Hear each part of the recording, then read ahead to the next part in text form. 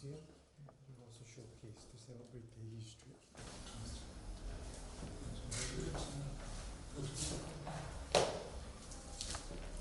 The Honourable Speaker of the Parliament of Fiji, Honorable Tikau, members of the Diplomatic Corps, Honourable Ministers, invited guests, His Excellencies, and of course our special guest, His Excellency, Mr. Tijani Mohd Bande, the President of the 73rd UN Assembly. Ladies and gentlemen, it gives me much pleasure to welcome you all here this evening. In a year when the UN marks the 75th anniversary, we in Fiji mark our 50th. It is only fitting that we gather here at the Fiji Museum tonight, a location that houses such rich history about our country, to honour His Excellency Tijani Mohd Bande, the President of the UN General Assembly. And while Fiji has a distinct United Nations, it's already clear that the UNG President's visit is about more than a celebration of what's already been accomplished. It is about building on our past cooperation to lay a foundation for more enduring, more inclusive, and a more prosperous future. This visit, and everything it symbolizes, is about the power of partnerships.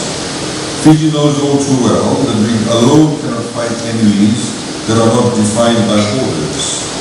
Whether this is climate change, the degrading health of our oceans, communalism and economic nationalism, we need to harness the might of multilateralism in order to leave this world better than what we found it. We in Fiji have a great respect for the United Nations and the good works it carries out in communities across all the countries in the world, and indeed in our home country. I know the work of the various UN bodies can face hurdles in other parts of the world where certain actors and even leaders advocate short-sighted gain over meaningful global progress.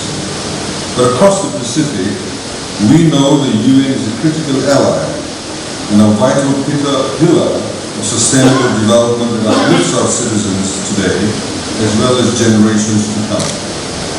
And we recognize that acting in pursuit of the 2030 agenda with appropriate resources unlocks our greatest possible future. So as we look ahead, we do so with both hope and indeed expectation. May 2020 mark the beginning of a new chapter for our relationship with the United Nations, and may it be a year of decisive action for Fiji, the Pacific, and the world. So once again, Your Excellency, it was a much pleasure and indeed an honor to welcome you to Fiji early on today for our traditional ceremony, and of course the bilateral meetings you've had with the respective ministers. And we welcome you to Fiji, and we want you to please enjoy your stay in Fiji. Get to see as many Fijians and Fijis as possible, and please enjoy the world-renowned Fijian hospitality. Bulavinaka once again, and welcome to Fiji. Thank you. The Honourable Acting Prime Minister, the Honourable Speaker, the Honourable Speaker of the House, the Parliament of Fiji, Excellencies, Honourable Ministers, distinguished colleagues, it's my honor today to be in Fiji at the invitation of the government of Fiji, and to state that even before our arrival as a team, we have been well received, and this was reiterated physically when we were here early this morning. Indeed, there's nothing much I will add to what the Acting Prime Minister has stated. The multilateral system is an umbrella for us all, it's a shield. And clearly, more than ever before, multilateralism undergirded by rule of law is so necessary if we are to maintain the peace which we have enjoyed, especially since 1945. And the United Nations tries, alongside other bodies that are critical to the maintenance of the world order, in all the pillars that are key to the work of the UN, be it in terms of peace and security, human rights, or development. The real glue that keeps us together is partnership. No country, no nation is able to survive, and I say survive, outside a robust multilateral order. And it is in the context of this that our visit today to Fiji should be understood. When in 2015, in Paris, there was an agreement relating to climate issues. And in the same year, we had agreement of a fundamental nature relating to sustainable development goals. I think we reached a global community, a state where we felt we had done a lot, and that what we needed was implementation. This implementation has, in all countries, been met by difficulties, not least in countries that are in special situations, be they landlocked developing countries, be they Africa, be they small island developing states, and even all the others.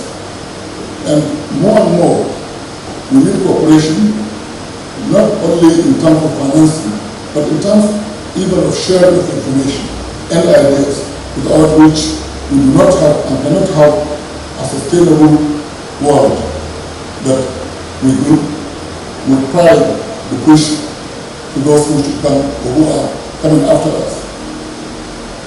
I am extremely delighted to have the opportunity alongside my team today.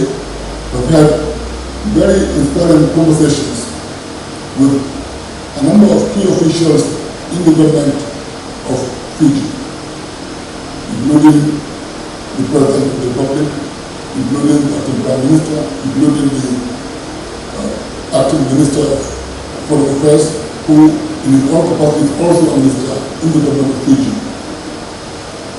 What was the subject of the conversations? One, the urgency of climate action and the position of Fiji as it galvanizes action of the Pacific Islands and Pacific states to work with others to bring to the attention of all of us the urgency that the subject really demands.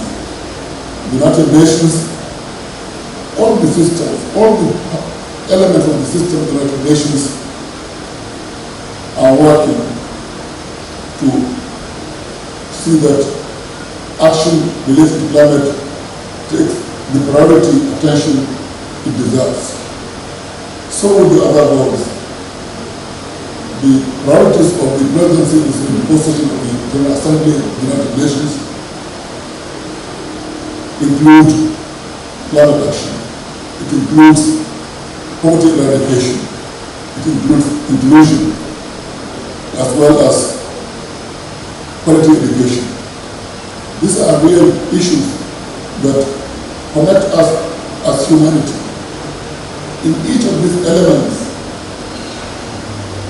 each country and each region has its own peculiar challenges, which challenges can be met not only by focusing on national or regional solutions, but global solutions as well.